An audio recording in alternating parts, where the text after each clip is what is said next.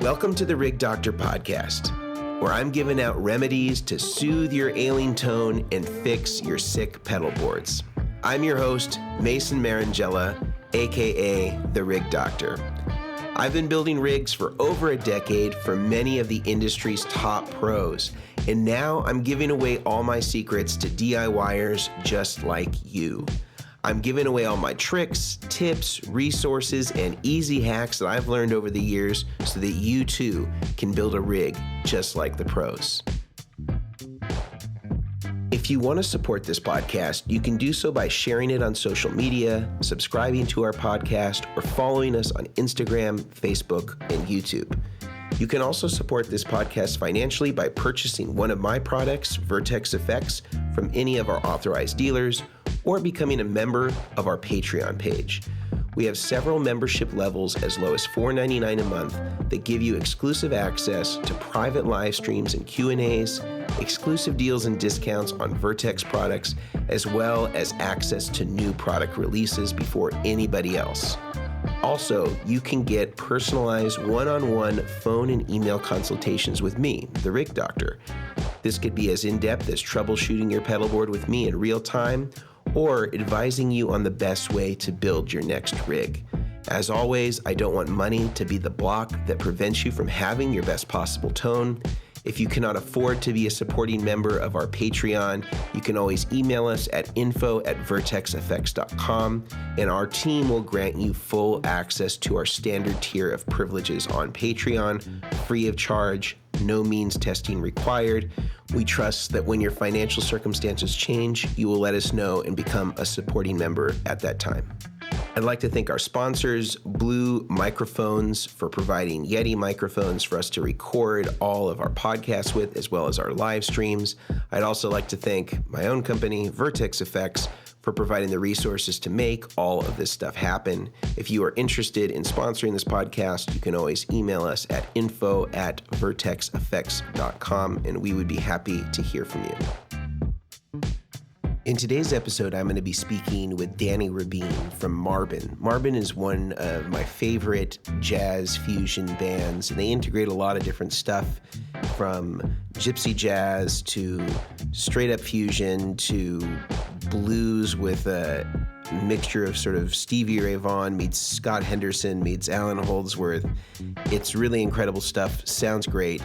And Danny is one of the wisest musicians I know, not in terms just of musical theory and just his understanding of tone, but also his business sense as a musician and how he can really formulate a tremendously loyal group of fans and galvanize them on Facebook and on social media.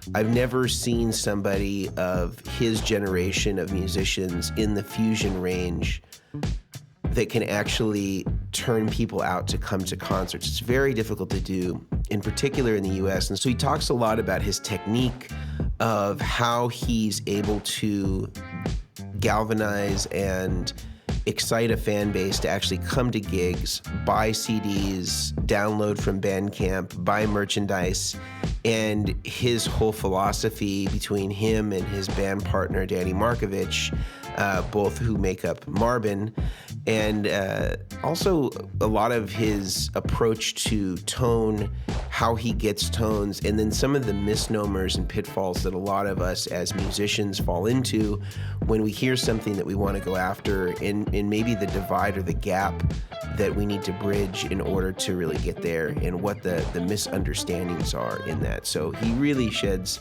a lot of light on that sort of stuff, and I was blown away by a lot of the analogies that he made, and even though maybe I understood that, he sort of created the connective tissue or the gelatin to kind of make that congeal for me mentally. So I'm hoping that it does the same for you. So without further ado, I bring you danirabin of Marbin.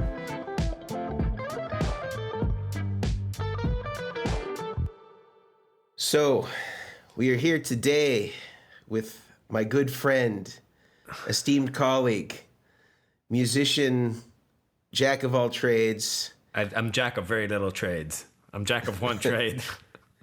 That was his. That's his. That was actually your first name. It's Jack of Trades, Danny Rabin from Marbin, one of my favorite guitarists of all time, and human beings.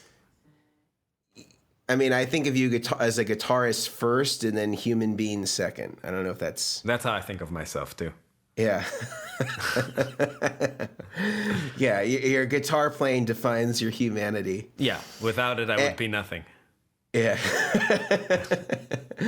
And today we're going to talk about a bunch of different things, but one of the principal approaches that I really want to talk about is Danny has a really good sense from a technical perspective about the Stevie Ray Vaughan tone and actually the whole right hand approach. And so we're going to talk a little bit about that technique. And then I also really like talking about equipment with Danny because he also has a very unique approach. And we've done some work together, some doctoring with him out in Chicago. And then the thing that I think is also really interesting from a musician perspective is that Danny actually makes a living as a musician. I think a fairly good living comparatively to a lot of his peers, and even some of the more established musicians that a lot of us that know and love from the fusion scene, and how he's able to he's designed this business model that actually I think a lot of young musicians could really learn from and that are not employing, and I think even seasoned musicians that are kind of trying to redefine or evolve themselves to kind of the way that the music industry looks. I really am interested in your approach and how you've been able to make this a sustainable way to really make a career path instead of, ending a tour and having no money in your bank account as consistent with a lot of... We tried that too. Yeah, you tried that too. So, it's failing your way to success. But we can talk about this really in any order, and we can also go off script. So I don't know, where do you feel like starting? Well, first of all, you made my rig, and my rig had problems before, and then I took it to the rigdoctor, and he gave me rig Cialis, and I no longer have impedance. The tone just rockets right off. Rockets right out of the speaker.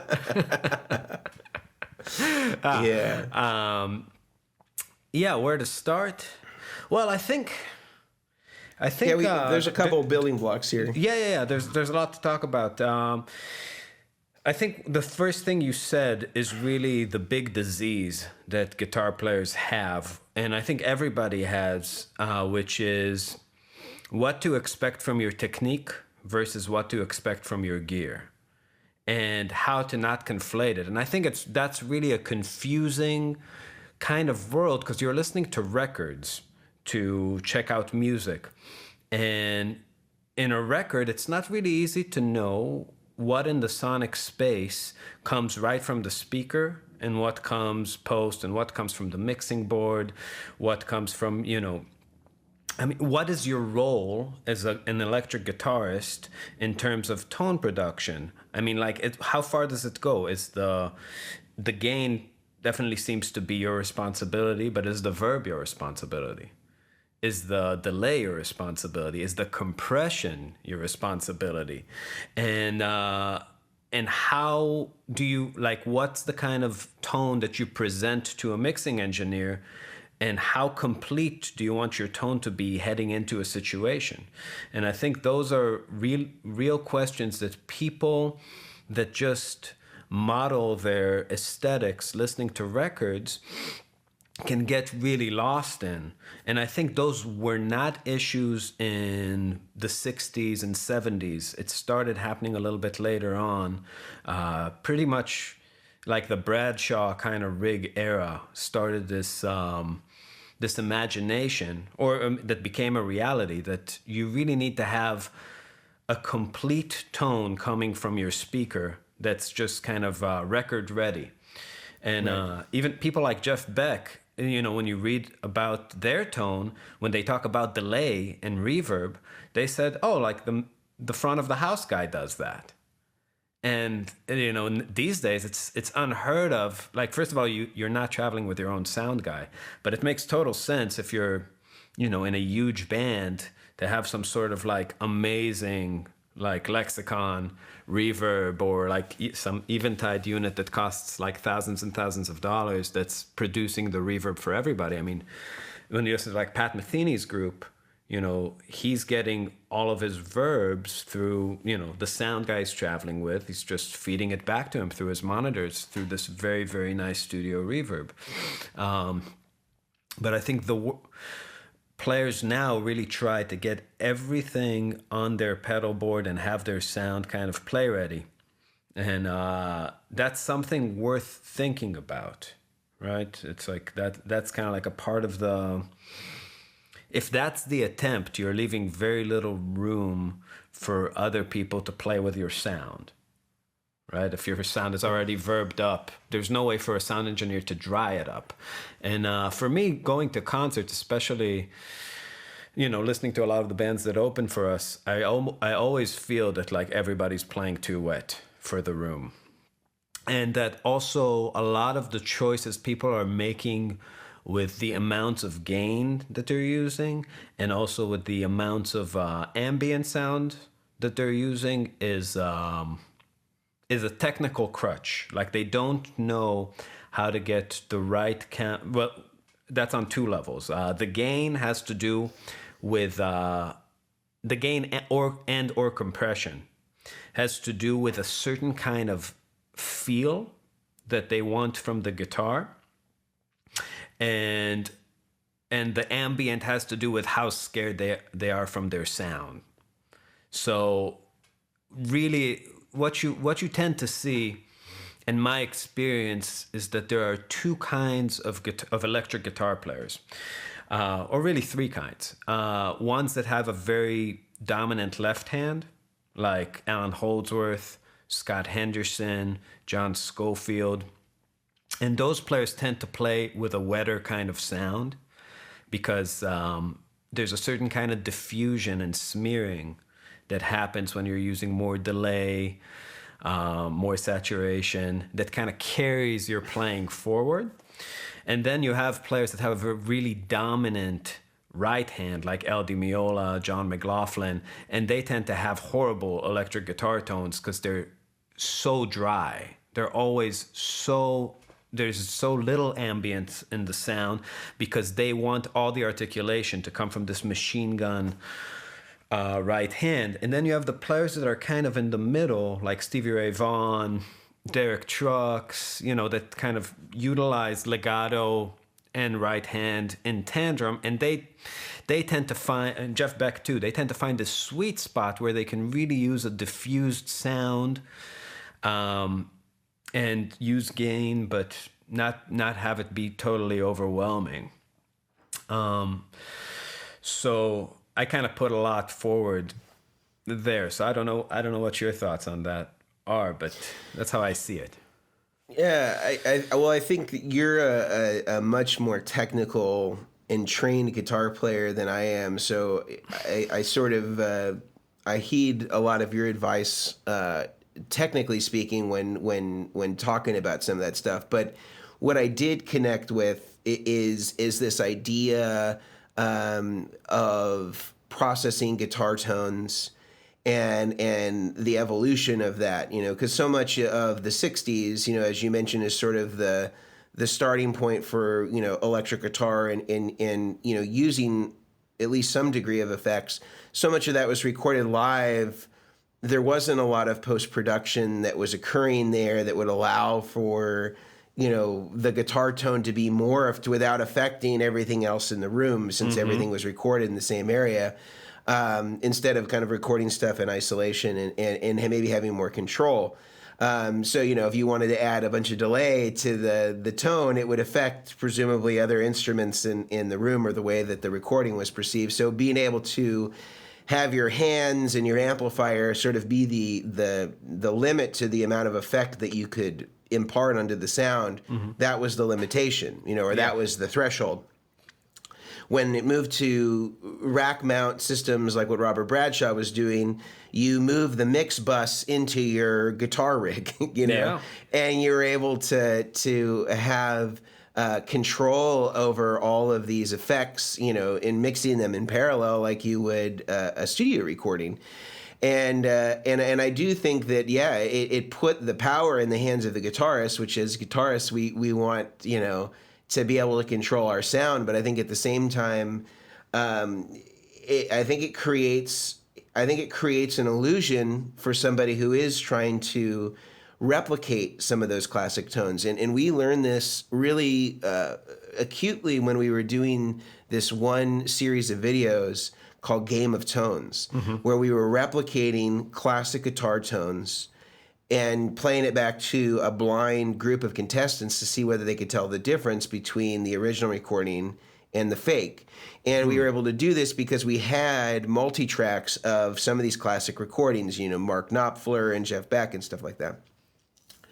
And the thing that's really difficult is in some of these cases, we know exactly what they use because this was documented and their fans have been able to retell what it is they were using. But even knowing that is not enough necessarily to get the tone because, as you said, your tone is going into the hands of other people. So however the person mic'd that amplifier, what mic they used, if there was a different speaker in that amplifier, if they used a different cabinet with a different speaker, a 212 versus a 112, how many mics and which mics they used, what sort of mic pre's they went into, you can have the exact same rig, and once you start deviating that far from the rig by way of mics, by way of preamps, by way of any sort of post EQ or compression that happens, you can have the exact same rig and have a completely different sound even with the same player. Sure, and I think that's really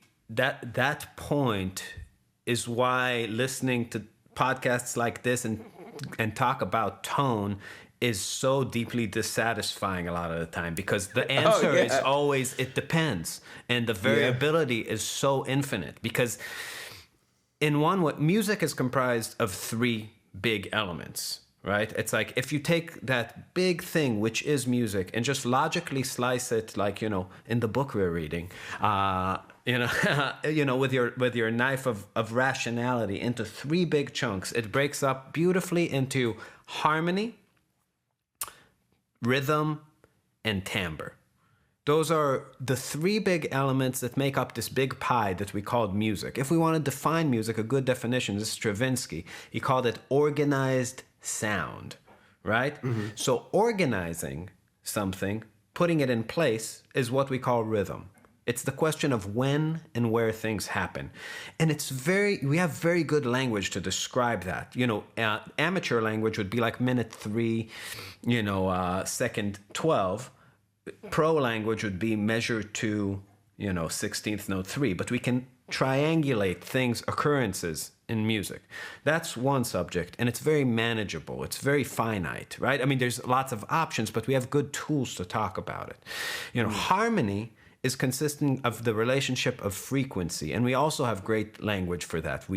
Our culture came up with like a system that has, equal tuning, 12 notes. We make scales, we make chords, all the combinations. That's really corresponding to what happens in music. So we have the when and the what, but timbre and tone is all the chaos, and that is, how it happens.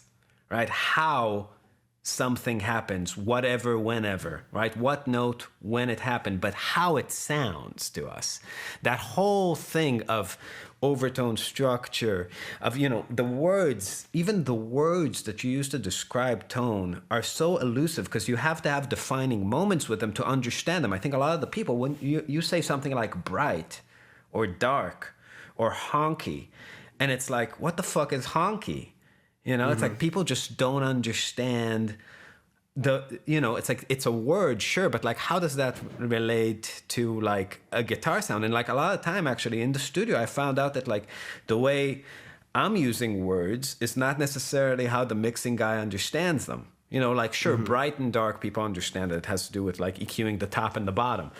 Sure. But when you go into like the more subtle language of describing sound, I mean, like what you're describing when you're trying to get like the Knopfler sound and good tone in general, like what does that even mean? Like a thing that I always notice is that good tone can't live outside of good playing. You can't have good playing, like good tone and bad playing. It's like nobody recognizes it. It's like, oh my God, that terrible player sounded awesome. You know, it's just, it's like it would never happen, you know?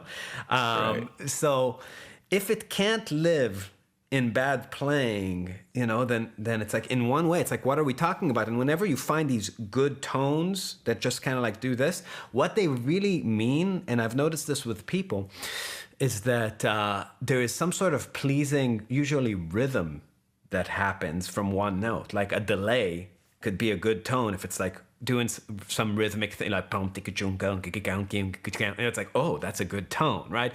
Or a reverb that decays beautifully, like whoosh. But what you're really hearing then, you're not hearing, like you would never hear like in a short E note with like gain, be like, pow, and be like, oh my God, that tone, you know? It always has to do with what the tone allows. You know what I mean? Because Billie Holiday doesn't have a beautiful voice if she just sings an E, right? It's not in, like people always say like, you know, I know who that guy is in one note, but that's a metaphor. It's kind of like an exaggeration. They don't. They know who that guy is in 3 or 4 notes, right? Because there's a lot of interplay. There's a lot of subtle things when you do this, and different tones inspire and allow you to play in different ways. And I think that's really, I mean, and also, I mean, you're the guy that designed all the Vertex stuff. I'm the guy who uses basically exclusive Vertex stuff. I'm pretty sure you didn't intend for you know, when you listen to it, for it to be like used like shredding Fusion. You know, I mean, that wasn't probably in the forward of your imagination for the pedal. You were just trying to make a really good pedal. Yeah. I think that what you just said is I think it's a perspective that I haven't heard, although I am in complete agreement. It was sort of one of those things where these are ideas that are disaggregated in my mind, and then you just, you know, made the Jell-O mixture to make them all congeal. But I think that it is absolutely true, and I think that these sort of analogies of, you know, a great singer playing one note, or sort of using hyperbole to, you know, talk about you know, being able to hear somebody in one note and know who they are. It's true. It's almost like it's the connective tissue between notes that really sort of tells you who they are. You know, how long they wait to transition to another note, and how the vibrato sounds. You know, because just doing vibrato on a E string is, you know, not enough to know, you know, who it is that they are, you know, obviously, because I think that the harmony thing is also really important, even if it's simplistic. Even if it's Stevie Ray Vaughan, you know, and it's a pretty fixed group of notes that are being used. Yeah. It's how he gets from those notes and the intensity and you know, the timbre of those notes. It really, I think it's absolutely a very complete framework, actually, I think, to identify this. The Zen reality of music is something that you easily can disregard. But this is the thing: when you're listening to Stevie Ray Vaughan, it's happening, right? It's like that. When you think about his tone, you're thinking about something in your memory. When you're listening to Stevie Ray Vaughan, even for a moment, and you think you're focusing on tone, you're never hearing tone alone. Tone can't happen without rhythm, because rhythm is the moment when tone happens. And those things only break apart in our imagination. Like this thing of working on your tone separate. Yeah, but to make this thing, you hit the guitar. and you hit it a certain way, and you chose a certain note in a certain area of the guitar that's creating a certain behavior from the amp. Your high notes don't sound like your low notes, you know? And it's, Right. and this is the thing about, I think what, at least people who come from my world, who are, you know, not your fellow designer of pedals, but your consumer of pedals, I would assume, or at least, you know, a portion of them are, the questions for them a lot of time is, what makes my playing, what pedal fits my playing? But I think the question should be, how do I get my playing to where any pedal is workable?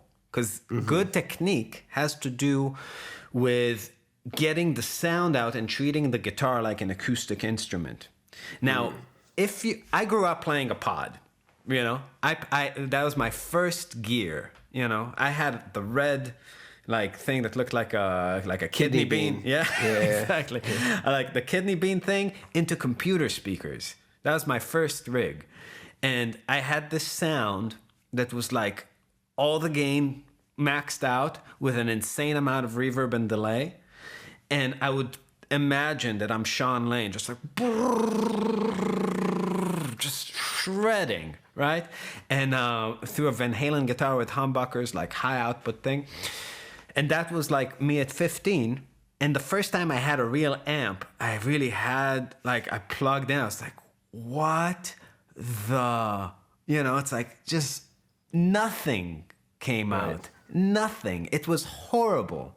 And it was horrible for years. And I thought that this technique was how I played guitar, you know, which is like, you know, but it's like, if you put it on an acoustic guitar, it just sounds like a mouse running on the floor. It's not making any sound. There's not enough pressure. There's not a tap. There's nothing. It was kind of legato playing that was just the left hand was marking it, and if there was enough compression, enough gain, and then enough diffusion and like, you know, verb and delay to kind of disguise it, something would come out, and I'd kind of make the notes.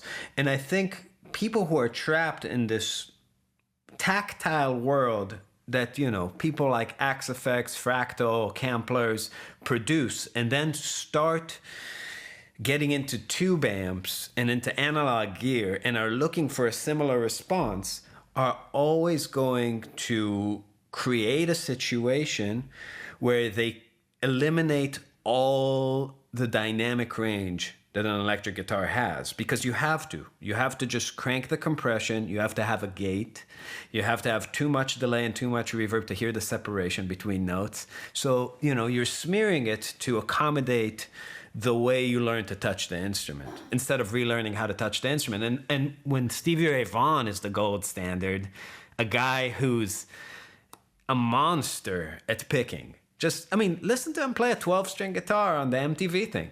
He gets the same sound. I don't care what anybody says. On a 12-string, it's the same. It's the same licks, and he's like just bending and getting that metallic clank out of like everything.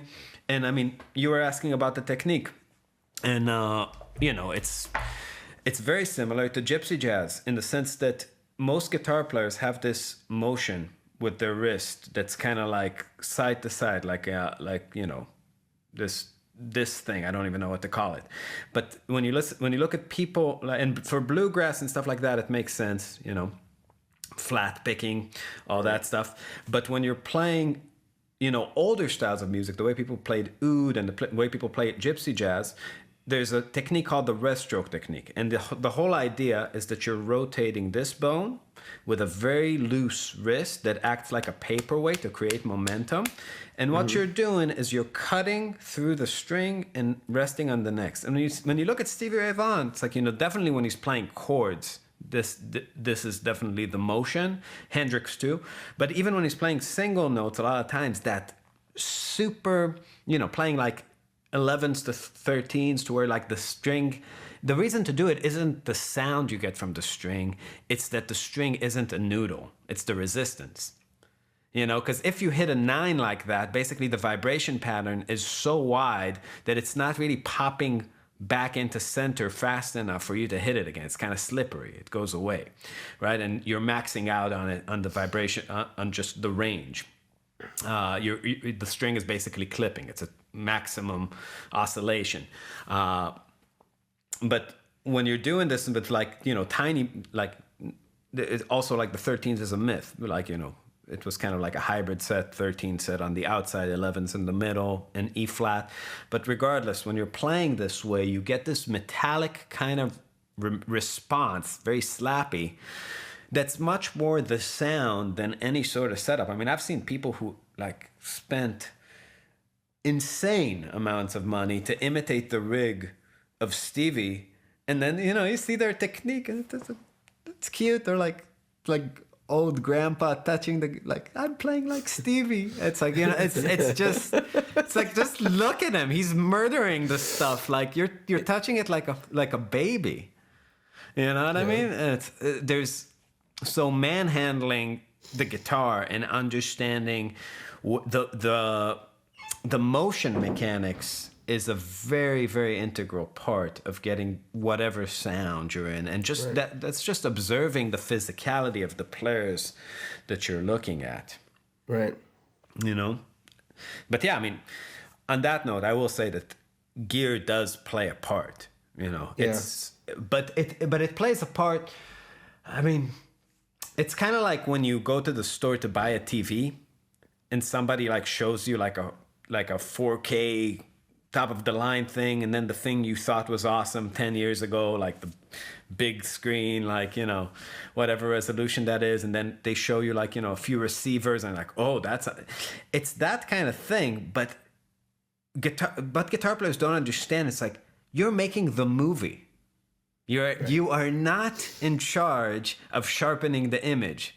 That's some guy in Tokyo working in so it's like it doesn't. Pulp Fiction is Pulp Fiction on the phone and in the movie theater. If you're working on Pulp Fiction, you know what I mean, making a great movie, you shouldn't be obsessed with the details of how sharp the image is. Yeah. So like I have two questions. Mm-hmm. First is, do you have the ability in your setup right now to show us technique-wise what that actually looks like in practice? Second question is, gear-wise, if you were sort of to distill the Stevie Ray Vaughan thing in equipment, would you say that it's as simple as Tube Screamer and Fender amp, or do you think that there's multiple ways to skin that cat? I mean, if you look at Stevie Ray Vaughan himself, he's used very different gear through the years, and it all sounded just like Stevie. So, I mean, I would say if you really think that there is one era of Stevie that you like, and you can understand through the lens of the same player how the different setups sound, and there's a strong preference, then sure. But also understand that you're talking about very minute details. Yeah, it's kind of like saying that, you like the way Arnold Schwarzenegger's body looks through camera A versus camera B, and then you just replace your body with Arnold Schwarzenegger's body, and like, oh, camera B is awesome, It's like that's not what you like. It's not the point. It's the fact. The fact is that he is amazing. And to study his amazingness is something that I think is absolutely worthwhile. Absolutely. Mm-hmm. And tone and gear is definitely a part of it that you're going to have to contend with. But I would say you're not going to get that sound out of an X Effects. I don't think he would. Mm-hmm. I think he would, if you put him in a room with maybe a pod, an X Effects, and a fractal, he would come out very frustrated because things wouldn't give him the things he's looking to get physically. It's like I play a lot of gypsy jazz. When I play a dreadnought, I always feel that it's like it's not giving me that thing. I don't like this piece of equipment. You gave me you gave me a screwdriver where I needed a hammer. It's just the wrong tool for the job. So I would say, yeah, I mean, Fender amps and tube screamers work. Probably Marshalls and tube screamers are going to work too. You know, It's something about the way tube amps that have a lot of headroom, and distortion pedals and overdrive pedals, and again, some things are easier. Definitely, like shoot out the frequency range you want, have that kind of tightness in the lows and the mid range that's necessary. Don't sag too much. There's a lot of you need a sound that is ambient and that is kind of wet enough in one way, because when you listen to like Stevie's ISO tracks, it's like reverb, like there's a lot of reverb. Insane amounts of reverb, but it's not the kind of reverb that people are. It's not like hall reverb. That's just feels ridiculous. It's from his amp. Yeah, it's all from his amp. Yeah, so it's like it's an insane amount of spring reverb. So it has, but again, if you're going for a Jeff Beck kind of, that ethereal sound, you can dial in spring reverbs all day. It's never going to sound like that. You need like that really fancy digital thing that makes you feel like you're in some sort of Taj Mahal structure. Right. So it's understanding, I think, what it is that you're going for. In terms of technically, let me just get that 1 sec.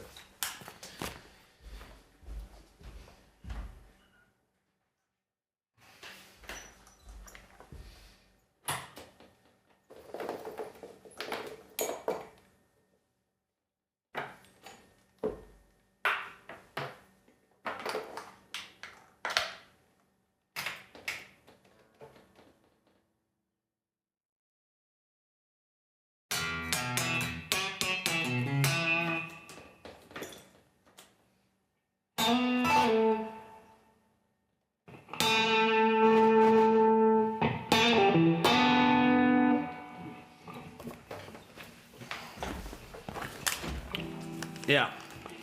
So is this going through your Pro Tools? No. Yeah. No. It's just I'm gonna do very little of it because my neighbor's gonna kill me. This is actually Alan Holdsworth's H&K amps. He left it here before he died and never took them back. But.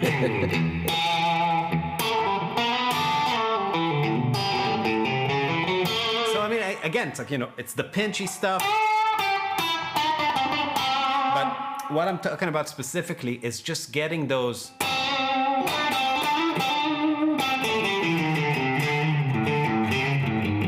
See that motion? Just getting through the string like that. It has a certain brightness that when you're playing differently, you're just not gonna get.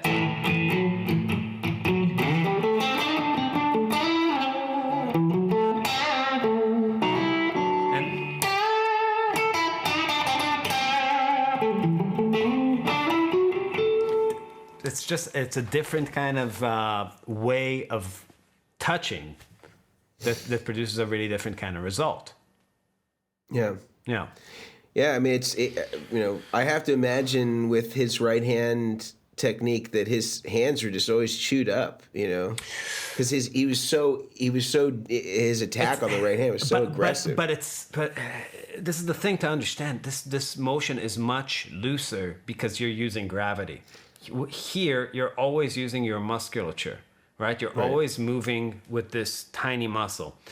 This rotation of the hand, it's actually much easier to play because you're just, it's like, try this. Just take your hand, okay, up, and but you're pressing down. Just take it up and then let go of that part, right? So you have this lady hand. Now, you're closing your fist. You shouldn't close your fist. You should just let everything loose except for the pressure it takes here. In the motion, imagine you're putting out a match. So right now you're kind of going like this, but imagine you just the way you would normally put out a match. That's identical, right? Yeah. And when you're actually put out, and this is not hyperbole, this is actually the technique, right? So when you're actually putting out that match, just to make the fire go out, you automatically do it right. And if you can train yourself to just move that here, you got all those, you know, the funk playing that, like, I don't understand how the world got obsessed with like funk guitar right now. It's like literally the easiest shit on guitar like ever created, but like everybody's like, it's like online how to play funk guitar. It's like, what? It's like just like 16th notes, yeah. But yeah, I mean, like all that. It's just that putting out the match and keeping that kind of pattern. And you could, but you know, a lot of stuff people aren't doing is like using other stuff.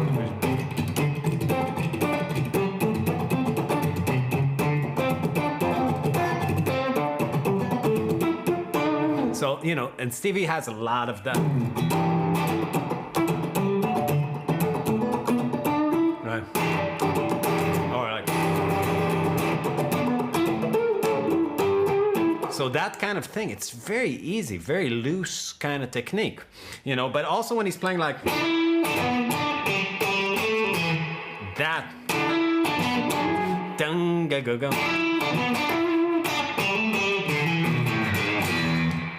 That's how he gets that explosive kind of like splattery, prang, prang, you know, just being able to do that. Yeah. Cool. I think that this is I mean, you know, there's people from all walks of life that are, you know, watching this or listening to this. But I think that as far as I've seen, I think that was actually from a technical perspective, probably the most efficient way to synthesize that approach. So you've broken it to the world. Oh, well, I appreciate it. The other element in his specific playing that you need to get together, if you want to do just one exercise that's gonna get you there, is being able to control the sound with your left hand. You see, like the problem with the rest stroke technique, and the reason it's exclusively a technique of gypsy jazz. Imagine, you know, the middle pedal. You know how you have two pedals on a piano, right? The mute and the sustain pedal. Think about what they're doing. It's a piece of felt, and in the neutral position, if these are the strings, it's just far enough away to where when they're in maximum vibration, it's touching the felt. But it's kind of relaxing everything, not letting it, you know, kind of create that reverb, which is, it's not reverb, right? It's just harmonically sympathetic things happening. The same way if you play a high E string, it's making the low E string, you know, reverberate sympathetically. So so everything that has overtones in common in the piano kind of blooms when you press the sustain pedal, right? Right. So when you're playing gypsy jazz guitar, that's a positive thing. I mean, I'll show you one second.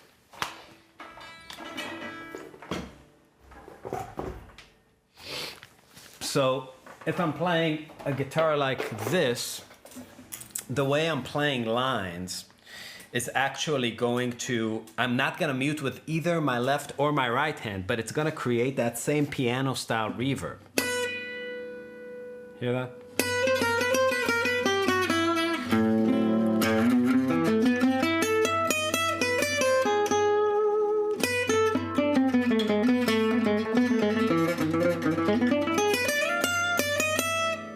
It's like this soup of sound. That's wonderful. But it has no muting technique. So this hand off the guitar kind of approach is like pressing that sustain pedal on the piano. Now, the way most people play guitar, right around here, in the position to palm mute, but not really palm muting, is kind of like no pedal on the piano. The felt is kind of far away, but still sometimes you touch things, kind of kill them, relax maybe the bottom strings when you play the high strings to where you don't realize you're doing it, but that's what you're doing. The shred thing, right? This palm muted thing is pressing that middle pedal of the piano. The felt is on the strings, right? You have a muting technique with your right hand that's just controlling all the gain. And then if it's a lot of gain, you know, you have to also work your volume knob. Like Malmsteen between phrases will close the volume. It's really integrated into your playing just to control, you know, the bloom of the notes. Now, as you start introducing gain into your sound, the more the notes will bloom. Like you can't play a phrase like that because the low strings are going to start blossoming. So you're gonna have to either do this or do what Stevie does, which is the left hand muting. Right? So the left hand muting has you have to learn how to get one note on the guitar without, while hitting multiple strings. And the easy way to do it is just like take your index finger, learn how to get a note on every string while hitting all the other ones. Second finger, third finger, fourth finger. Those are all the options for fingers and the rest of the position. It takes a while though to get it. But that way you can play phrases while hitting multiple things in a free way and getting only the notes you need. That concludes the guitar lesson part of the program. Well, I actually, I want anybody, especially if you're watching this, I wish that when I was 10-year-old Mason, obsessed with Stevie Ray Vaughan and Texas Flood, that somebody could have put it to me that simply. Yeah. Because so often it becomes convoluted, but I think also, I think it presumes that your guitar teacher understands that technique, which is probably not a lot of them. They're so disaggregated in, at that time they had kids coming to them that wanted to, learn Joe Satriani or wanted to learn pop music of the generation, that doubling down on just Stevie Ray maybe wasn't an economically viable decision for them. But I wouldn't put it on the guitar. I put it on the guitar students, not the guitar teachers. The guitar teachers are also guitar students. And we're all like, at the end of the day, you need to figure out how to do the things you want to do. And I know for me, like as a person, something that's easy for me is putting things to words, but it's only after I understand them. And it's like, understanding them has to do with, I think, a really healthy assumption with anything you do in life, but, music in particular, gear, all that is, don't assume that some genius came up with some genius thing and that's what enables him to do what he does. Assume that it's a person just like you who's making decisions, not entirely sure that they're gonna work, just trying things. Right. And I don't know, like you've seen how much I know about gear and rigs. I've made records that people think the tone is great. Just by, trying things and some things about the tone wasn't great. And some of them, I've had cables that were loosely connected, probably creating a noise floor that's pretty crazy, and probably a lot of things could have been much better, even with my sound going to the microphone, but at the end of the day it was good enough for what I was doing. Yeah, and I think that big picture oriented, anything that I'm talking about in any of the video content that we're putting out through YouTube or any of the stuff that we're doing here, it's sort of like very last 5% sort of stuff. Mm-hmm. Like certainly people who have great technique that are using good gear and are using solderless cables, it's not like their tone is over. You know what I mean? Like you could still get a good sound, and I think that people in a blind comparison would still say this guy still has great tone, solderless or not, you know. But the thing that I'm doing, or the content that I'm producing, is sort of how to bridge the gap of like that final 5%. You know, I could totally notice it too. Like in the rig you made me, I had a solderless rig, and plugging into the rig that you made me, it was just like, holy hell! There are areas of tone that I couldn't get, but that I could get plugging straight into my amp. And when I make records, I actually don't use any ambient effects ever. I let our mixing guy do that, reverb and delay. And it's not fun to track without your reverb and delay, It's for a lot of people, it's really terrifying. For me, it's not pleasant, but I can do it. I'm used to it. But since in Marbin we have saxophone, I have to balance the guitar sound with the saxophone. I can't really make a lot of decisions before I know, mixing decisions while tracking. So, I get this experience of just plugging basically through a distortion pedal into the front of the amp when I'm making an album, and my rig now sounds a lot like that, and I love that. But you gotta love it. That's the other thing. I think a lot of people read online that they need to love the sound of plugging straight into an amp, and that's what their rig should sound like.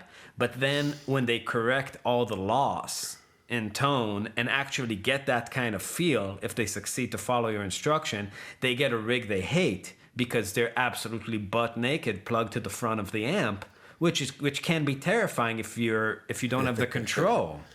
Right.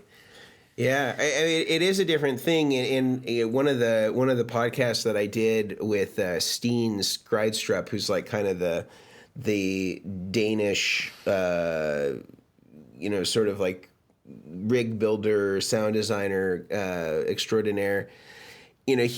He said something interesting, which is sort of just like a way to phrase something that I hadn't sort of, again, using my Jello analogy, I knew all this stuff, but it hadn't congealed in that particular way for me, was he talks about defining your reference point. And so maybe for you as a guitar player imaginary, guitar player X, the reference point for what he's considering his bass line is actually not guitar into amp. Maybe it is that plus a certain EQ or a certain color or an added compression or whatever, and that's what he's calling neutral, or that's what he's calling baseline.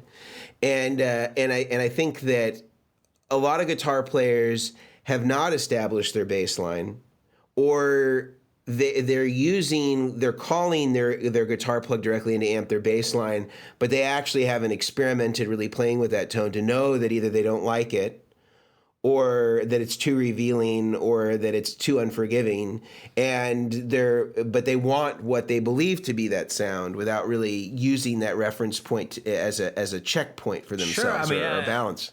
At what point do you stop trying to get a more accurate mirror and go to a gym? Right.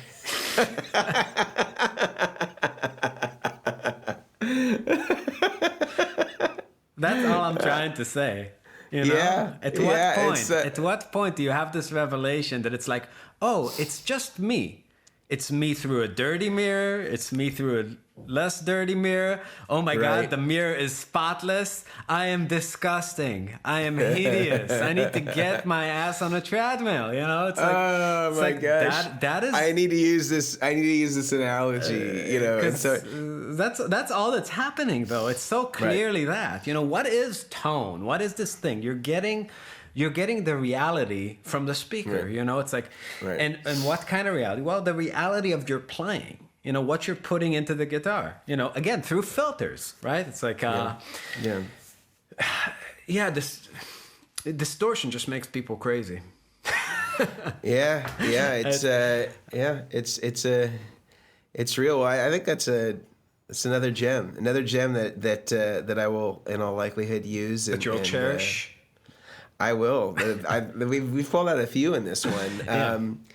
I think the next thing that we haven't covered yet, because I think we've covered most of what we set out to do today, is really about the business end of being a musician. And one thing in working with a lot of I guess you and I both have really, I have on the gear creation or the rig creation side worked with a lot of these guys, and you've toured with a lot of these guys or opened for a lot of these guys or been on cruises, fusion cruises or things like that with a lot of these guys. There is a misnomer that a lot of these iconic guitar players that a lot of us know as household names are really still killing it. And that they're making these great livings the same way that they were in 1980 or 1990. Yeah, that's not true. and a lot of them are really struggling, and a lot of them have been really humbled by the changes that have been made in the economy, or maybe not humbled mentally, but maybe humbled economically. And one thing that I thought was really interesting in kind of getting to know you in understanding Marbin, not that you're Scrooge McDuck and you're swimming in your vault of gold, but you're making a living as a musician that doesn't like. You're a musician and you own the house, Right. you own the place that you live. Like most musicians that are in their early 30s, like this is an impossibility for them unless they've, have either inherited wealth or generational wealth, or they've married somebody who has a job that allows them to do that. And I'm really curious about like, what does this model look like that's allowed Marbin to really, be prosperous and succeed? And how is this technique different than maybe what a lot of our guitar heroes and icons are trying to do and kind of not working in this era of being a musician, creating music and touring? Yeah. To the degree you're willing to share. Sure.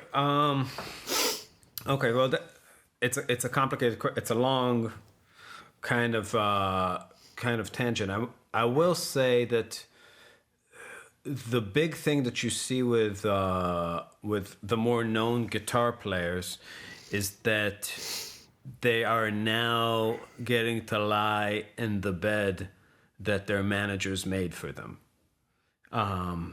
And there was a gold rush in the music world that just is over. And this was really from the cassette, like vinyl to cassette to CD era, where everybody was replenishing their catalogs and everybody, CD, Tower Records, all that stuff, up till Napster and streaming. There were a few waves of capitalizing on recorded music that a lot of these people, a guy like Scott Henderson, was positioned perfectly in time in the late 80s, early 90s for guitar.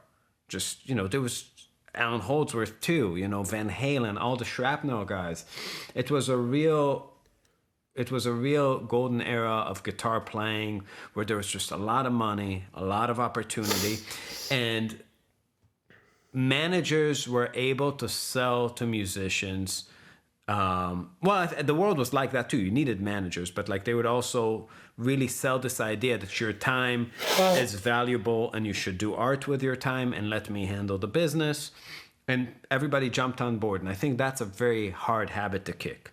The idea that you are in charge of your own career is devastatingly difficult or impossible for a lot of artists, myself included partially. Danny, the saxophone player in our band, does all the booking, and I would never do that. I would never in a million. If he didn't do it, we would have to get somebody, because I tried doing it and it's not for me, right? It's like I can't spend every day doing that for a few hours, and he can. So props to him. It's amazing that he can. And and a lot of the bands that we know that have managers, like one time we tried to get a booking, I'm talking about a booking agent. We tried to get a booking agent and they sent us this itinerary that Mondays were just in this color. And it's like, oh yeah, there's no shows on Mondays. And we're like, well, we've played a show every Monday on tour for the last 5 years. What do you mean there's no shows on Monday? When we tour, we play 7 nights a week because Danny books 7 nights a week. So we get to play every day. So in any case, that's something that's just, our situation, I guess, is different because we grew up in a world where all that stuff was already over. And there was another golden age of musicians that people don't talk about, was really the late 2000 zeros to 2010s, which is this little tiny space and time of iTunes. And this is something people don't talk about, but I was talking to Jonathan Kreisberg, New York guitar player, and he was saying that he was making hand over fist money when he started his own label and was selling his own CDs on iTunes. So this bridge between CD sales and streaming, where you could sell downloads, You know, people that were really on top of it before streaming showed up on the scene made a lot of money selling albums, starting labels, selling other people's music. Apple would take, 30, 40%, something crazy, but they would still make 60% of the money of recorded music.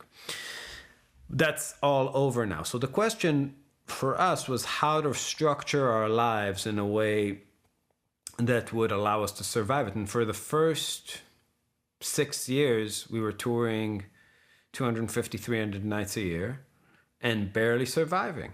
That was really skin of our teeth, but we would always try to make the best decisions we could with the resources we had, which were super limited.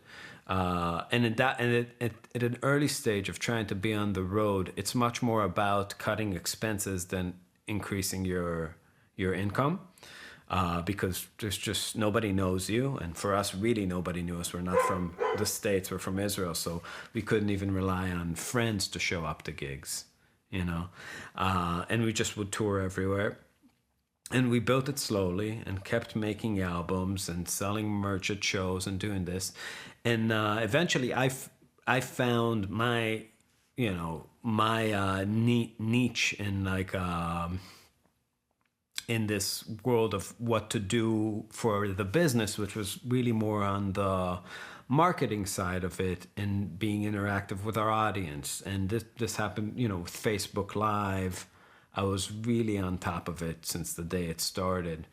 I'm giving you kind of a disjunct history of the band, but it was touring. Really what happened with us was just touring for years. Unlike our heroes and like Scott Anderson, Alan Holdsworth, we hung out with these people, and they would always call Alabama or Tennessee or flyover states. They would always use this term, and we never believed that was true because we started touring the whole states, and we just didn't notice a difference between New York and Alabama. Sure, there's nicer things in New York. Like I like going for like fancy sushi, but like.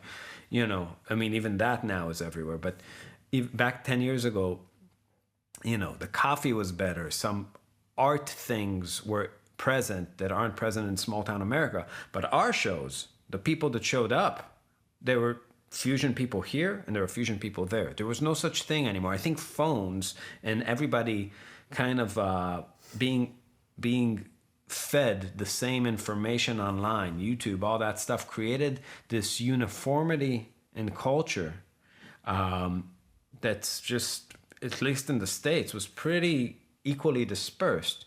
So we didn't find that there was these huge disparities in people getting our music in small town America or in the coastal areas. And it was just not a part of our experience. And we were just honest with it. We're like, okay, so we're just going to play everywhere. It doesn't matter how small or big the town is. And we'd play like bars where there's no stage on the floor, no PA. We'd bring our own powered speaker, have the saxophone through that, and just did that for years. And the idea was that we're fighting for real estate in people's consciousness. Every person that's buying anything from us is, or consuming our music at some capacity as a fan, right? And we're just building it one by one. And I it's kind of like, imagine that you're a shampoo salesman and you make shampoo in your bathtub, and it's great shampoo. You just love it. You love the way your hair feels. There's nothing on the market that's quite like it, but nobody knows you. And you have like Jewel Osco and like all these giants like Whole Foods selling their own brands, and they don't want anything to do with your shampoo. So what we did is we knocked on doors, held people down, washed their heads, and then they're like, oh, it's nice, and I like it. And I'll tell my friends. And we just repeated the process indefinitely. And then we made a video, high-quality video in 2015 or 15, that went very viral. It was kind of like a shampoo commercial on daytime television. Like herbal essence. Yeah. And people shared it, and that gave us the starting push online to where our Facebook page started growing. And then I went through this whole gypsy jazz journey, learning how to really play this style that was all like the Truman Show on Facebook Live, just every day, and talking to the people and just being really like no script, myself, hanging out, gave people a window into a part of my life, which I think they appreciated, and kept touring. And then, just bigger opportunities came our way, festivals, those rock cruises. But it's more of the same. I mean, for us, we play the shows, now it's just a place where we're selling, or was, for people who are not aware, there's this virus going around now. Right. That ended the world. But the way the world was, we would, we tour, we'd sell a lot of tickets. We'd sell albums at shows, we sell them online. And yeah, I mean, there's good money in music. I think the big thing to understand right now is that people in pop and people 20 years ago worked with very big pies that got split in a lot of ways. Reality right now makes much smaller pies, many, many more of them. There's much more music now than there was 20 years ago. But all the pies are smaller, but it's your choice how you're going to slice them, depending on how hard you're willing to work. But some jobs were also eliminated by technology. Like, think about it like this. A driver 30 years ago needed to know the roads, needed to know how to read a map, right? It wasn't a mindless job of following your phone. A road manager needed to get on the phone with hotels before they shut, because they would shut back in the day, and book rooms and calculate things on a map, and figure out where to eat. There was no Google, it's like you needed to know things, and you needed to have resources and ways of knowing them, and it was a lot of energy. Right now you can be your own booking agent, your own manager, your own road manager, your own driver, and it's no problem, right? So you get to keep those pieces of the pie. That's 4 jobs, so the more of the less directions you can slice your pie, the question is like, how can you make the slice you get at the end of the day equal or greater to a guy generating 10 times the capital that just has a huge team working for them? Mm-hmm. Yeah. And what do you think, is the difficulty of some of maybe the legacy guitar players that a lot of us know and love? Is it they're unwilling to do those jobs, or they, as you said, they're now lying in the bed that their managers made for them, and that maybe their managers don't exist in the same way that they did, and they're not insulated the way that they were 10 or 20 years ago, that now they're stuck, or they're not able to develop those skills, or they're unwilling to develop those skills on their own. Hustling is a skill, right? It's like, right. If you've never hustled, if you had somebody hired for you that did your hustling, and now it's all your job. I mean, realistically, you're not going to pick it up at 65. You're not going to start getting on the phone and sending emails just in random and also, I mean, a lot, if you have it's an ego trap, that's really what it is. It's like, absolutely. It's absolutely. Feeling like I should have this and this and this happen. I'm not going to do this work. It's beneath me, right? It's like, dude, I don't care. I'll do anything. It's like, I'll play. Well, it's not true. I'm not gonna do stupid covers of pop songs in a jazz way. There's a lot of I'm a monkey. I'm just not that kind of monkey. You know what I mean? It's like there's a lot of whorish moves that I'm capable of, but there's a whole slew of them that I would never do, right? Because I would be so embarrassed to. Right. But not in the same way. I mean, I think a lot of these people they're in a situation where they had people take care of them, and those people no longer have careers in this business. Right. There was just so much money in selling music 25, 30 years ago. Just unimaginable amounts. So you had all this industry and jobs around it, even niche styles.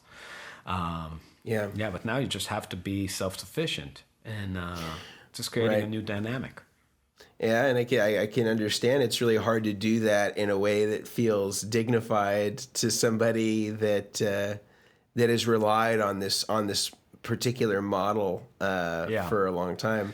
So I think the last I thing. have to say something that's gonna get bleeped out, if I may. Okay. It's if you suck the devil's cock, you're gonna have to swallow a lot of fiery cum.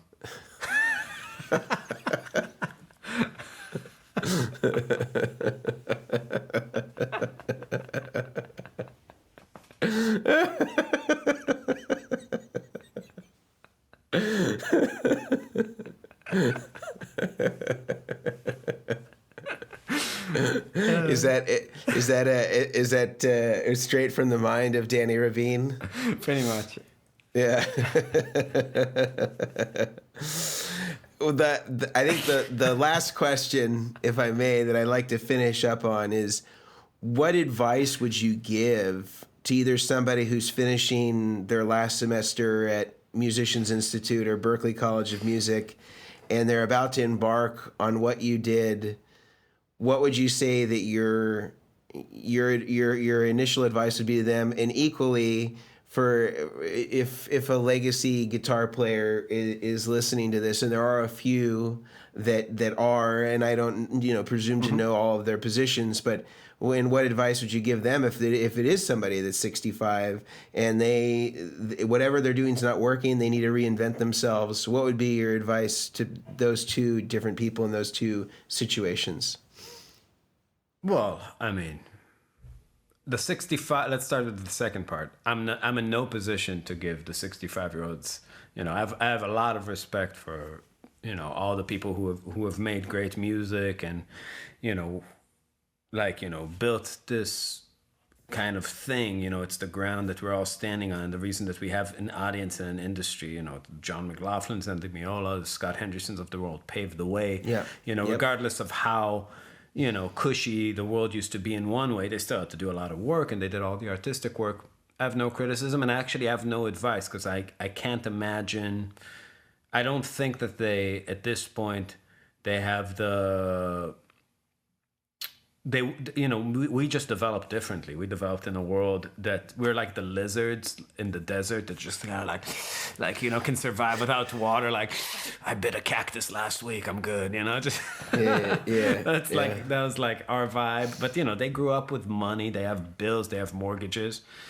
They're gonna have to do what they're gonna have to do. Institutions like schools, grants, panhandling on the internet, like the GoFundMe's, like all this stuff. They will have to do what they have to do, and the struggle is real. But I'm not worried about them, and also they already earned a lot of money, so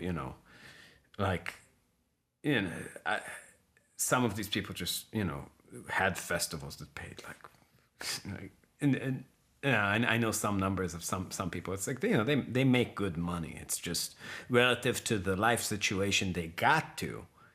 Maybe they can't support their lifestyle. Maybe they have to reduce their lifestyle. Maybe they have to move to a different place. And some people are flat broke. Money is hard. But for the young musicians, who are the people who really are, maybe need advice and should have some, I would say that to put all of your eggs in one basket. And I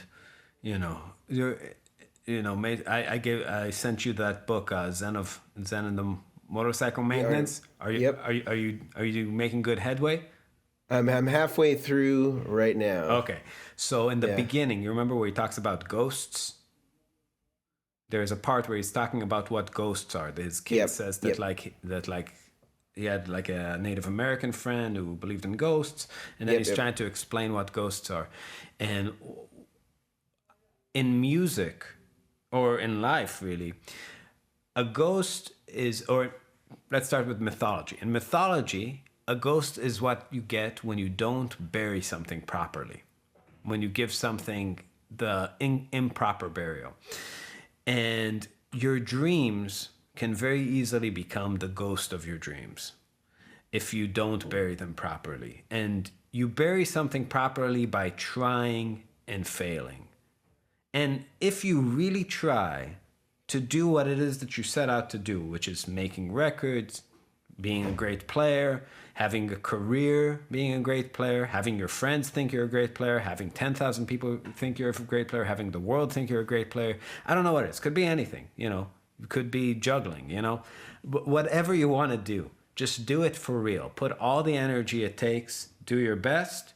See if it's for you, because you can't go off an imaginary model of the world and then gauge whether it was successful or not, because that's just a figment of your imagination. You don't know what the world is like, and it keeps changing too. And when you get on the road, you're constantly surprised by everything, by people's reaction, non-reaction, indifference to your music, by how you sound with people, by how you just learn things, because the world is vast and complex, and if you don't get to meet it with what you're trying to do, then you never gave it a chance. And if you give it a chance, then you stand a chance of if it fails, of burying your dreams properly, knowing you tried. And if you succeed, you get to live whatever you intended to do, and really climb this evolution of your dream wherever it leads. You know, some people go off to be sidemen, some people end up producers, some people change direction, some people become, you know, professional players. And so I would say try at 100%. You don't, if you're 21 and you're worried about your 401k, you're too much of a pussy to be a guitar player.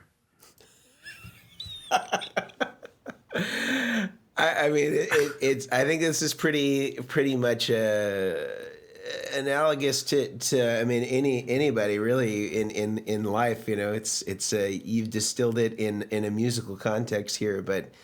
You know, in seriousness, I mean, it's very poignant what you just said, and I think very true. And as two people, in my view, between you and I, that you know, that took that risk and are doing the thing that we love, it really is an incredible it is an incredible journey. And you know, there's been points in my career where I thought I was gonna have to bury the dream, you know. Oh man, me too.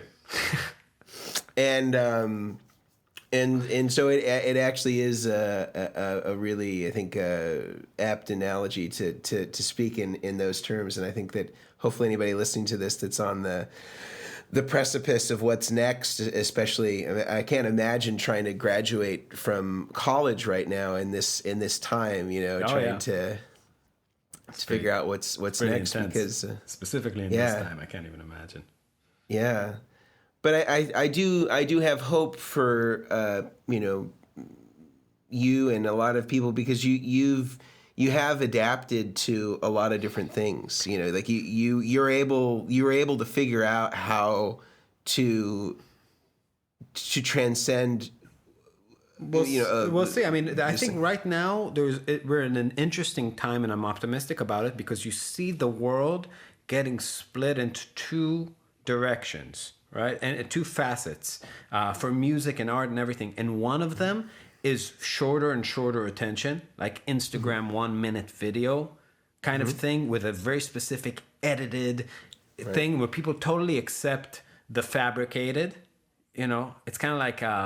And it's shrinking. It's gonna. I feel like a minute is going to become. Eventually, it'll be like 2 seconds. It's a great lick. And then you have this absolute long form, like what we're doing now. You know, Joe Rogan, and a return to the organic, a return to people really playing, and there's something about almost like authenticity is making a comeback, because the edited and the accurate and mechanically precise is kind of like, we have too many tools. It used to be a challenge. It used to be, musical collage making, the tools were so crude that it was hard to do. And like to make a Sinatra record, to make a Beatles record, the multi-tracking, integrating all these machines and creating these textures, it was a chaotic process that when you could master it would yield these results that were just new. But now, like everybody, like you just see like these things where it looks like a band playing, it just looks like a Zoom meeting. You know what I mean? Like you see him on Facebook, like is it trying to like make it cool? And for me, I just watch it. I'm just like, this is horrible. It's just I feel horrible. Listen, it's not like it's kind of like I don't know what it feels like finishing a bag of popcorn.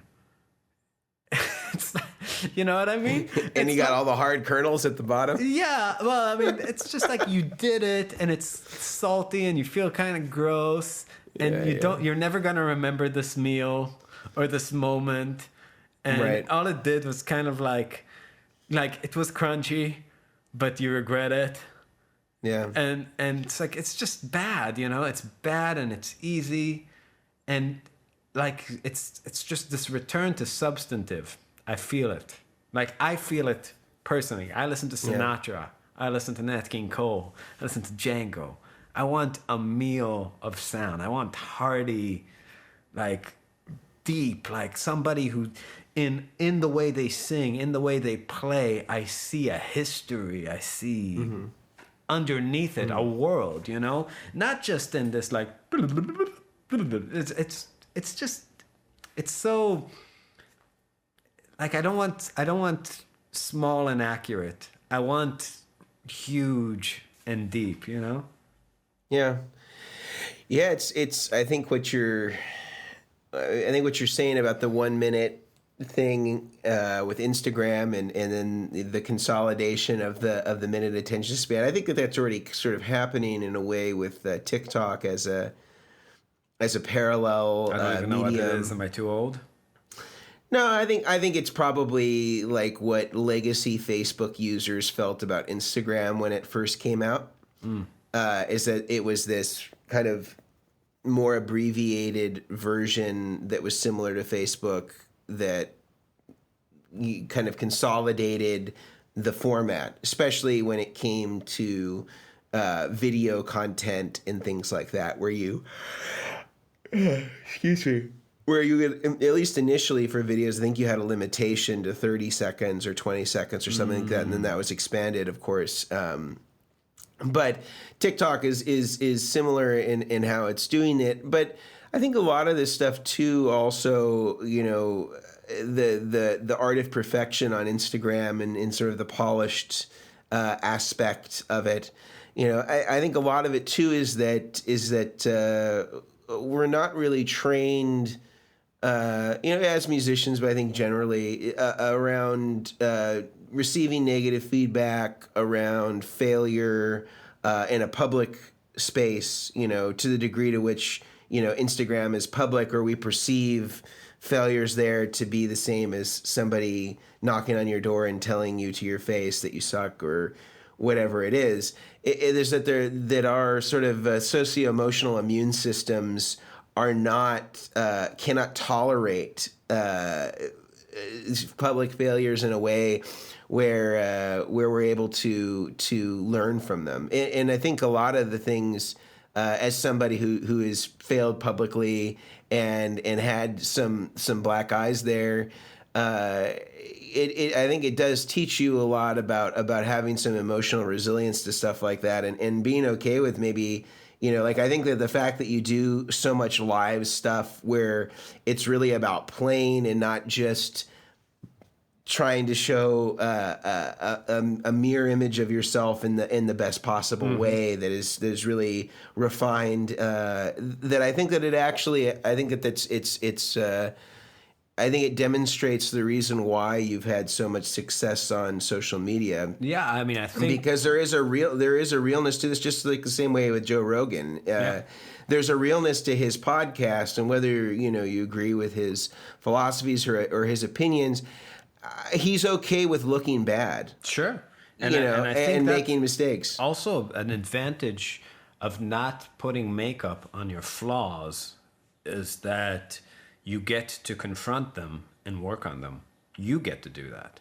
Yeah. If you keep running into mistakes and not just avoid, those topics where you have less knowledge about and just, do it daily, for me, it's like, okay, so I can't do this thing at that tempo. So let's just do it until I can do it. Let's work on it. But it's like, I don't care. I mean, I know I can play guitar. I know people know I can play guitar. That wasn't always the reality, but it's like, I don't feel like, messing up a passage or, especially if it's like live, reflects on me in any kind of negative way. I mean, it's like, I do have my records, are things where I have a higher bar of what kind of mistakes I'll allow. I'll redo the take if it's like, if it's messed up.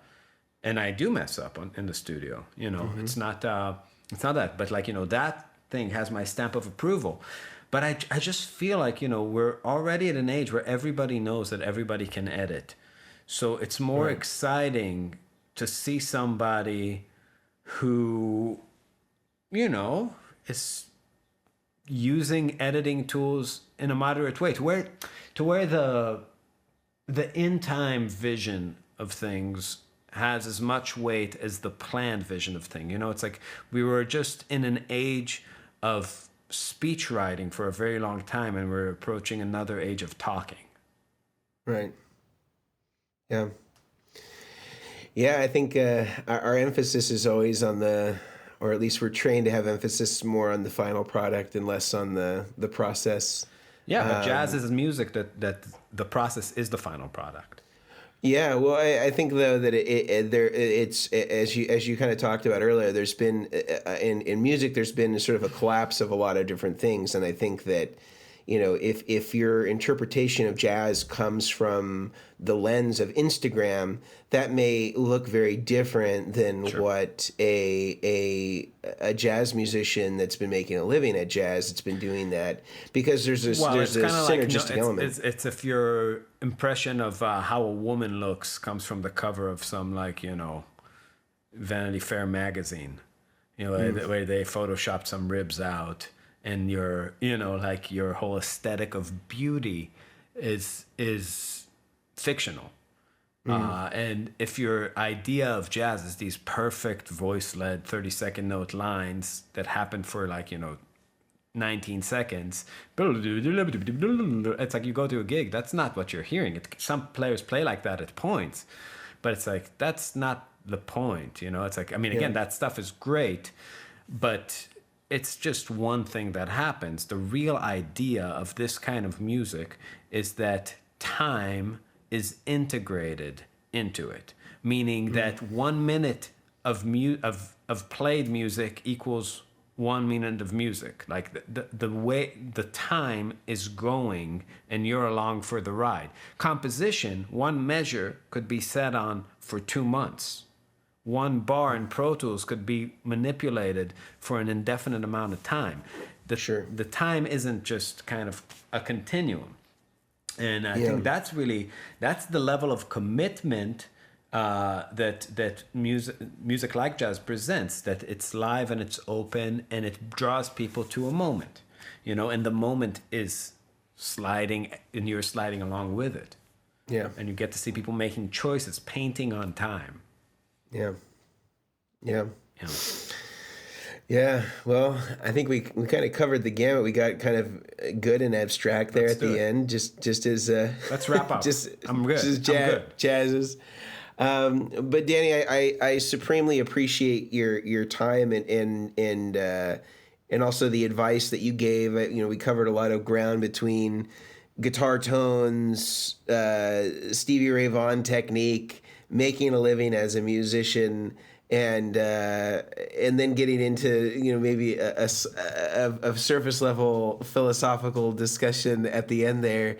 And I really just appreciate your friendship and just sort of being candid with us about this stuff. And if people want to learn more about you or about Marbin, where are the places they can do that? go to marbinmusic.bandcamp.com and you can buy our stuff there. We have CDs, vinyl, books with transcriptions, shirts, all that stuff. And facebook.com/marbinmusic is where I live. So. And you do live streams, what would you say, almost daily? Daily. Yeah. Yeah. And I would say you're very interactive there with your audience. So it's very rare that you could see somebody come in there and not if they have a burning question or something like that. And I've seen you do everything from technique driven stuff to as far as people's questions and getting into the details of gypsy jazz. Yeah. So I think it's a really good resource to have that I certainly, when I see it come up, if I'm in a place where I can listen to some music, I definitely tune in. So thank you again, Danny, for this, and I'll look forward to speaking to you again offline. Okay. Bye, Mason. Bye. So that was danirabin of Marbin.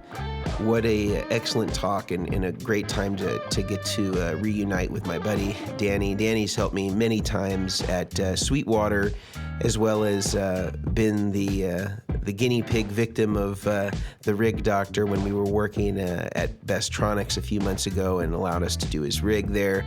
Unfortunately, he didn't get much time to use the rig in action because with all of the COVID-19 shutdowns of cruise ships and things like that, a lot of the planned gigs that they had were canceled. But I highly recommend that you check out Marbin on their Bandcamp page or on Facebook. They have so much great material there, and Danny live streams practically every day and is very interactive with his audience, so I highly recommend you checking that out. I would like to thank our sponsors for this podcast, Blue Microphones, for providing Yeti microphones and headphones for us to do this podcast.